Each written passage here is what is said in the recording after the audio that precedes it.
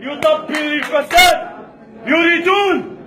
يريدون من الريف أن يركعوه، يريدون من الريف أن تأتي بطريق الخليج وتغتصب نساءنا وتغتصب أطفالنا. الله أكبر، الله أكبر، الله أكبر. ثم يقولون الله أكبر. إذن هل المساجد لله من المخزن؟ لو كانت له الجرأة ويدعي نفسه إمام لقال كلمة الحق، لا نريد تملقا. أعلم ما أعلم وأعلم منك، أعلم منك، أعلم منك، خي ناصر، كمل خي ناصر.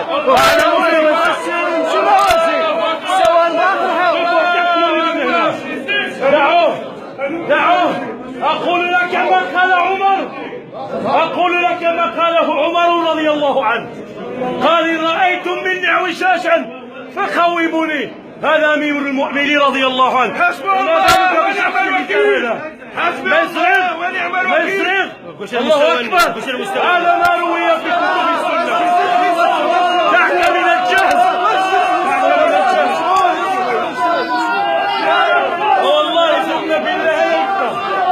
والله ثم بالله لولا غيرتنا على كرامة المنطقة ولولا حرصنا على عرض نسائنا لما توهجتنا اليوم لفتح هؤلاء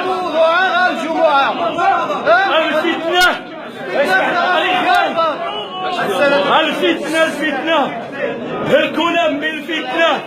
ما معنى الفتنة؟ ومعظم الشباب لا يشتون قوتهم.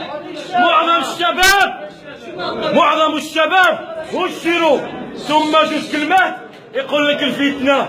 أي فتنة من العري على التلفاز، أي فتنة مواسيم بملابس عارية بأجسام عارية على قنوات دولة تحسب نفسها دولة إسلامية.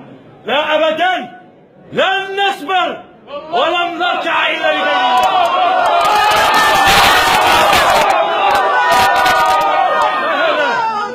خطبة علاش؟ لأن المخابرات اتفقوا اليوم كلهم بس حيث الله سبحانه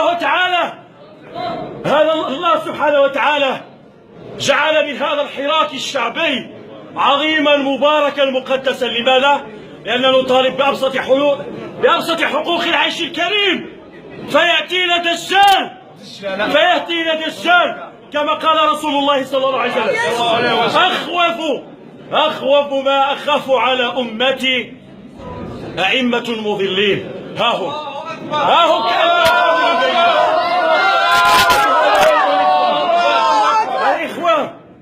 الإخوة عمر بن الخطاب أمير المؤمنين كانت تخشى منه الشياطين ولم تكن تستطيع هذه الشياطين. وكان كيقول إذا رأيتم مني اعوجاجا،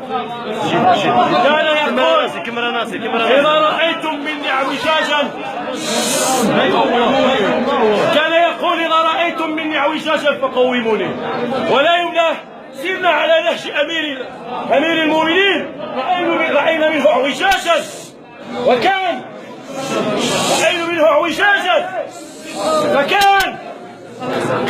يعطي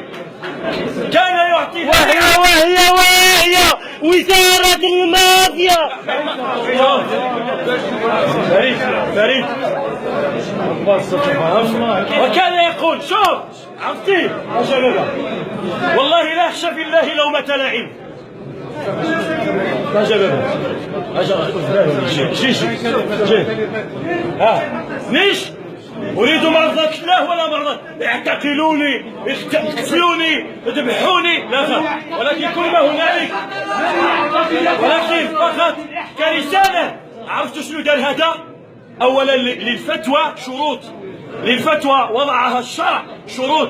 فكان يفتي يتفق مع المخزن لاغتصاب نسائنا ومحاصرة شبابنا من أجل اعتقالهم باسم الدين، والدين براء منهم. فالدين أتى من أجل محاربة الفساد والطغيان، ونحن على نهج أجدادنا.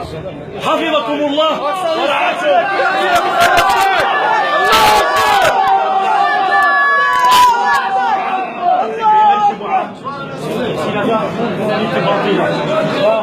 الفتنة نار فاتو غاسي وين شي سوا الفتنة